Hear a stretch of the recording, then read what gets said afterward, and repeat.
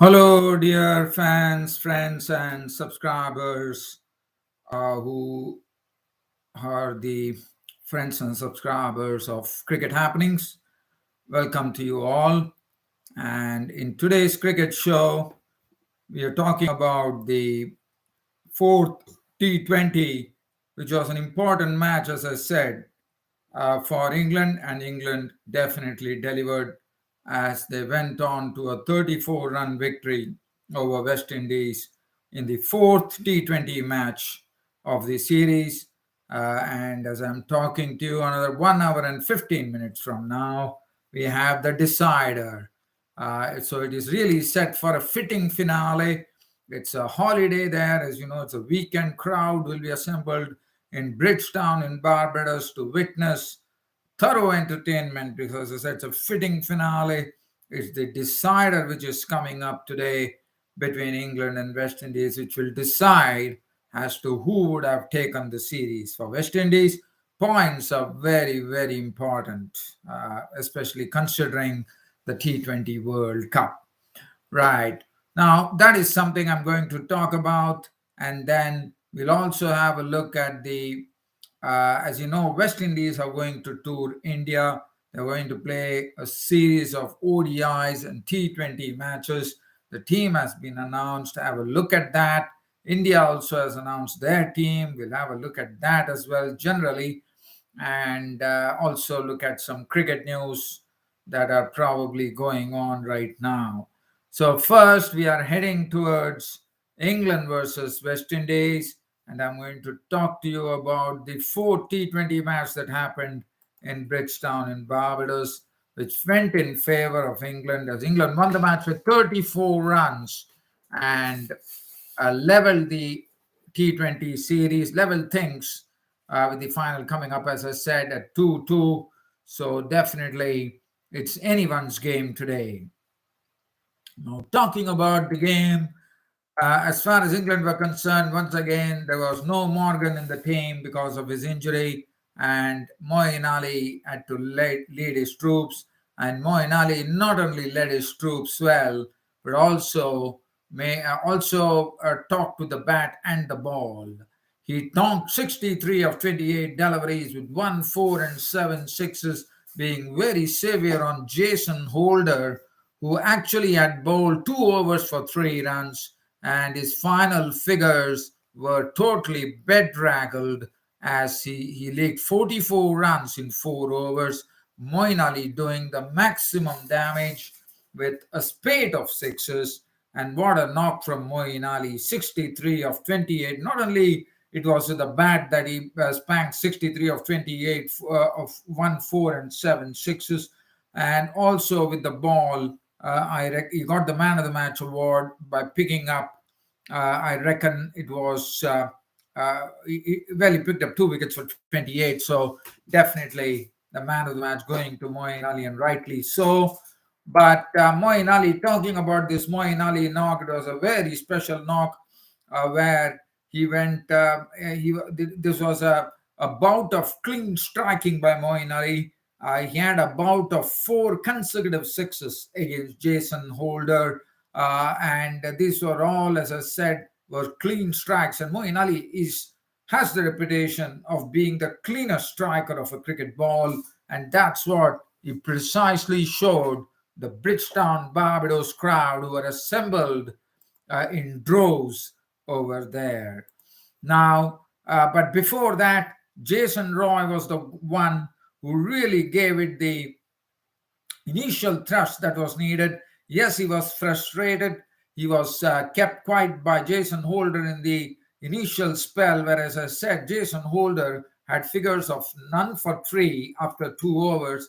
And after that, in fact, he had 1 for 3 because he had picked up the wicket of Tom Banton pretty quickly in the piece as he got caught by Mayers. Mayers coming into the team today.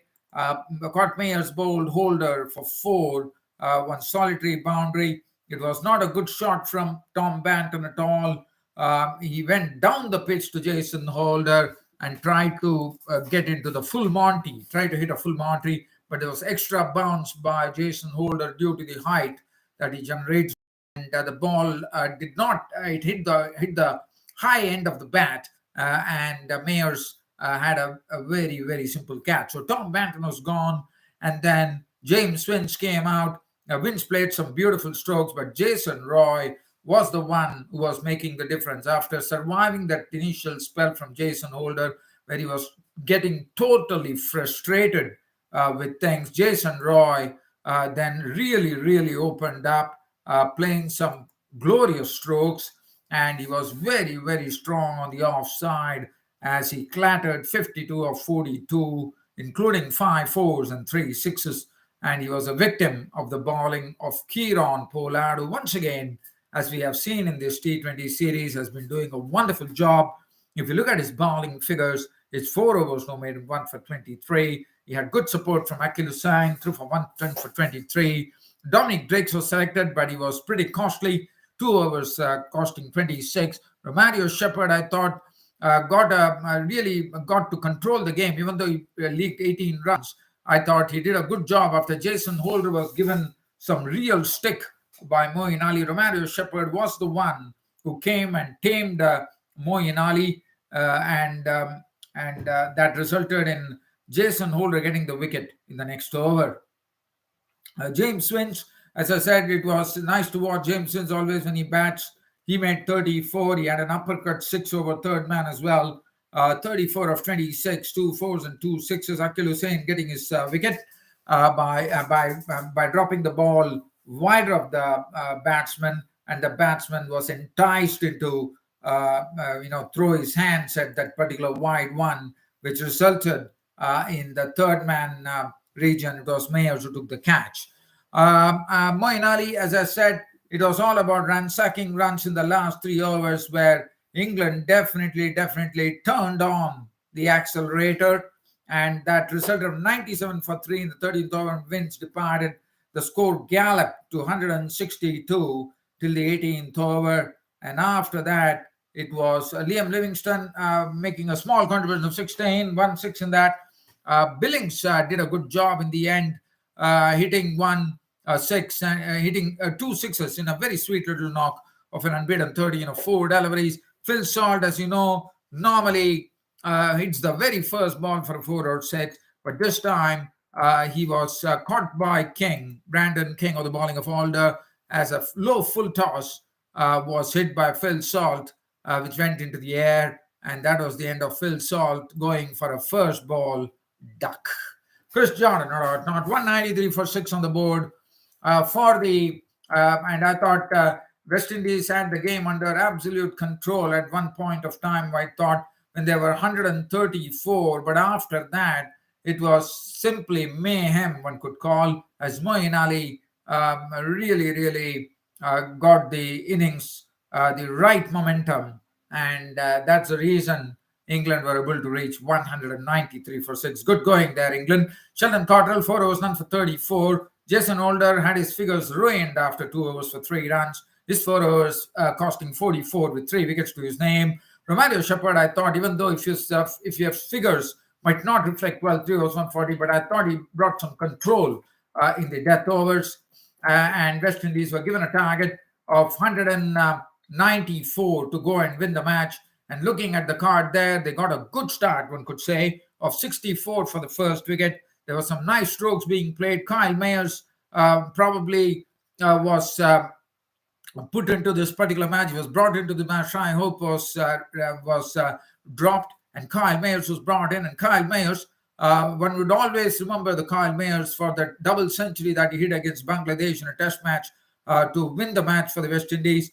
But here Kyle Mayers was in a different mode, and hearing from the cricket commentators in the Caribbean cricket commentary there, one definitely knew that Kyle Mayers has done very well in the CPL in his new role as an opener, and that's the precise reason he got the nod.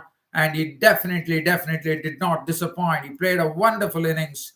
One thought, what an innings that was! It really gave a real push to the West Indian innings right from the beginning, as they were challenging with 194, as Kyle Mayer's contribution was 40 of 23 deliveries, which included 2 4s and 4 6s, which was hit with enormous power and also very good timing as well.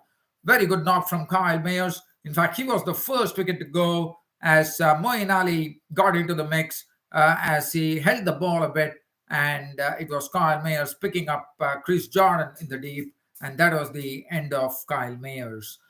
Brandon King, we know that Brandon King is someone. Brandon King basically was definitely not very aggressive, but definitely, Brandon King has some nice strokes up his sleeve, and he showed us that even putting good balls into the boundary as Brandon King's contribution, 26 of 27, 4 boundaries in that. Ali was the man who gave them the double breakthrough as he also picked up the wicket of Brandon King as he forced Brandon King to come down the pitch to have a clout. He tried that, but the ball was comfortably held by Phil Salt in the deep. And that was the end of Brandon King.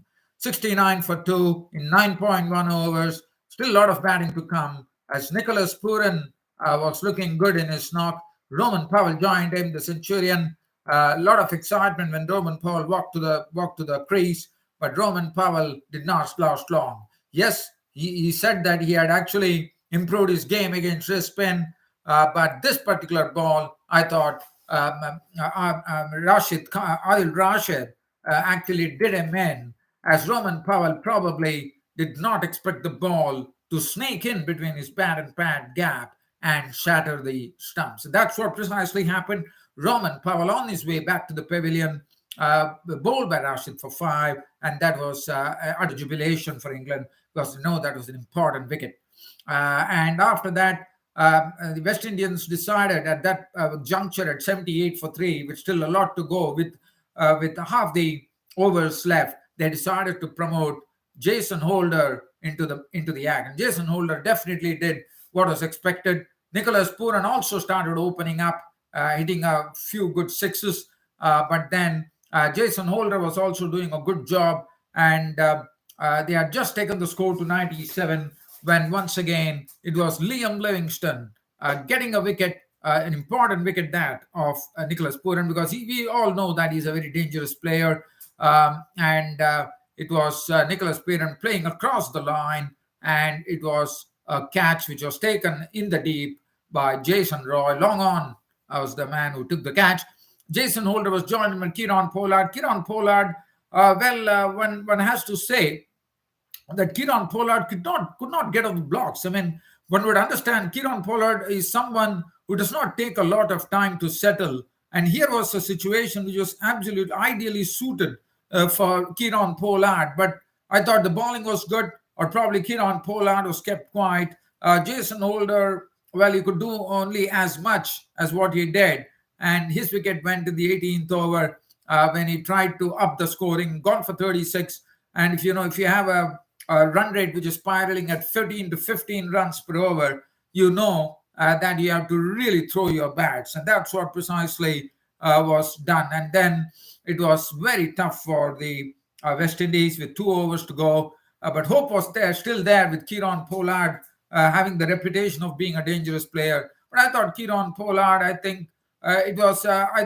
Kieron Pollard is someone, I thought he could have been a bit more aggressive. Probably he was not getting his timing right.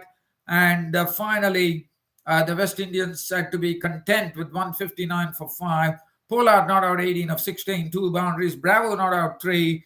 And that was the end of the match as England won the match by 34 runs. A captaincy, a match-winning effort from Moeen Ali with the bat, with the ball, and on the field as a captain, as he rung in the changes very well. And looking at the bowling, Reece Topley was top of the list with his bowling, 4 overs, 1 for 21. He made it increasingly difficult in the death overs as well. Moeen Ali, 4 overs, 2 for 28, did a good trundle. Tymal Mills got a bit of a clatter, 2 overs, none for 30. And that has been a bit of a surprise in this particular series, because normally Tymal Mills possesses a good reputation of being the person who can curb the runs. But it has been somewhat totally the reverse, as Tymal Mills has not been able to hit his straps, and he has been hit for plenty. Chris Jordan, 4 overs, none for 30, snuck in those Yorkers beautifully. Adil Rashid 1 for 28 with his sleight of hand. Liam Livingston 2 was 1 for 18. And that was the end of the match. As I said, right now, as I'm talking to you, another 1 hour from now, the fitting finale, the decider at the final T20 in the Betway one-day series between England and West Indies beckons. England and West Indies, as I said, and it's anyone's game. Whoever wins takes the takes the T20 series, and one can't wait to watch it because, as I said, it is going to be anyone's game today. So that is as far as England and West Indies were concerned. Other than that, as I promised you, we will look at as you know, West Indies are touring India, and let's have a look at the squad that has been selected. If you look at the squad there, Kieron Pollard will captain the squad. Nicholas Pooran will be the vice captain. Fabian Allen, Darren Bravo, Roston Chase, Sheldon Cottrell, Dominic Drakes is one of the talented blokes, according to me. Jason Holder, Shai Hope, Akil Hussain, another bowler to watch. Will be interesting to see how he does in India because he's really, really proving to be a very, very wily spinner, especially coming into the power play. He throttles the batsman's runs as well. So it'll be interesting to see because on Indian wickets, it is Akil Hussain will be probably getting more purchase than even the West Indies. So it'll be interesting to see how the Indians cope up with Akil Hussain. Brandon King, another very talented bloke. Roman Powell, I mean, he's coming back on his 51 ball 100. So definitely one knows that he's coming with a big reputation to India. Romario Shepherd, I think he is someone to watch. He has loads of talent in him because he's a sort of multifaceted player. Romario Shepherd is a good fielder. He's a good bowler, and he's also a good batsman as well, who can get you some big runs. Odean Smith, all these people will be probably getting for their first tour of India. So a lot of players in this West Indies team are probably coming to India for the first time. Fabian Allen probably came to the World Cup, if I'm not wrong. But it will be interesting to see. Odean Smith, Kyle Mayers, Hayden Walsh Jr., the leg spinner, also will be there in the Tour of India. So definitely one is waiting for the tour. It should be, and as Darren Sammy has said, it won't be so easy for India, even though this West Indies young unit is touring India. But one has to wait and watch. I'm also just wanting to briefly touch on the Indian team that was selected for the Indian team, which is going to play the West Indies. If you look at that team composition, Rohit Sharma is back to lead the side. The changes is that India, after losing the ODI series against South Africa, have rung in the changes. They decided to drop Venkatesh Iyer from the squad after giving those 2 chances, and now he's a part of the T20. Other than that, the spinner Ravi Chandra, I think his name is Bishnoi, the leggy, and he has a very good wrong one up his sleeve. He has done well in the IPL, taken a lot of wickets, and he has got the nod. So he gets an opportunity for the first time to be in Indian colors. So, and also there is a call up for Deepak. His name, I'm just trying to get Deepak Chahar, who's an all-rounder. Is time and again he has proved that he has the goods to really do well for Indian cricket. So he's also back.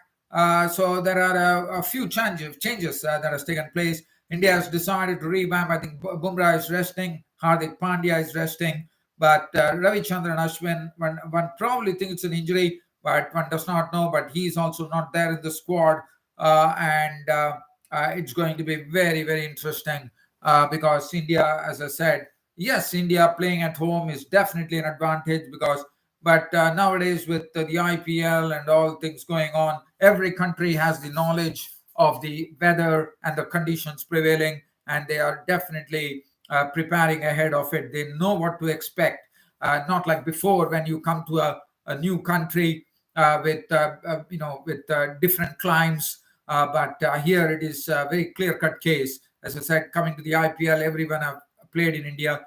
Some players not, but people are there to share their inputs, and definitely we look forward to a very good series which is coming up in the month of February.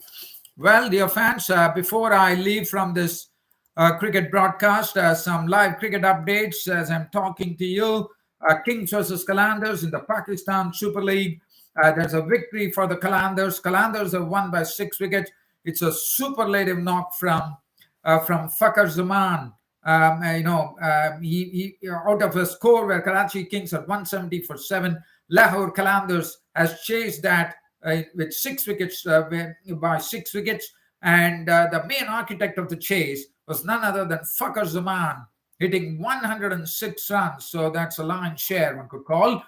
And also, the other news is Peshawar Zalmi versus Islamabad United. Peshawar Zalmi making 168 for 6. Islamabad United making mincemeat of the target, 172 for 1. Paul Sterling making not the fastest 50, the third fastest 50 in PSL as they won by 9 wickets. And Sharfin Rutherford is the one who played a good hand for Peshawar Zalmi with an unbeaten 70. As far as the Under-19 World Cup is concerned, the 5th place playoff is right underway because 83 runs for South Africa against Sri Lanka. Sri Lanka putting up a very good score on the board of 232 for 6. South Africa Under-19 needing 83 runs more to win from 17 overs as the score currently stands at 150 for 8. And other than that, we go on to the Bangladesh Super League as well. India Under-19 yesterday, as I told you, won the match by 5 wickets against Bangladesh Under-19, going into the semi-finals with a meeting with Australia. And also West Indies, for the West Indies T20 series, there are 2 standbys from Tamil Nadu. Shah Rukh Khan, who has been hitting those big sixes and making a big difference to the Tamil Nadu's fortunes in the white ball cricket, is being taken as a standby. And there's also another standby, the left arm spinner Sai Kishore, who has been doing a wonderful job for Tamil Nadu in the Mustaq Ali Trophy, which Tamil Nadu won. Sai Kishore has also been included. Shah Rukh Khan definitely has played IPL, but Sai Kishore is set to play in the IPL, and I won't be surprised this time that Sai Kishore figures in the Indian Premier League. Other than that, there's not much cricket news to share, dear fans and subscribers. I think that's about it for now. And rest coming up on my next cricket show, which will be on the weekend on a Saturday. Until then, as I always tell you, your best bet is to go on to my cricket Twitter page, which I'm very, very active, so-called active, I could say. And then my website, www.cricket-status.com. And besides that, just try to pop in into our cricket buddies as well, where I post my comments or my short briefs that I do. Well, dear fans, it was a real pleasure bringing you this cricket show. As usual, looking forward once again to all your company on the next Saturday when I will again recount this week's cricket events. Until then, it's goodbye.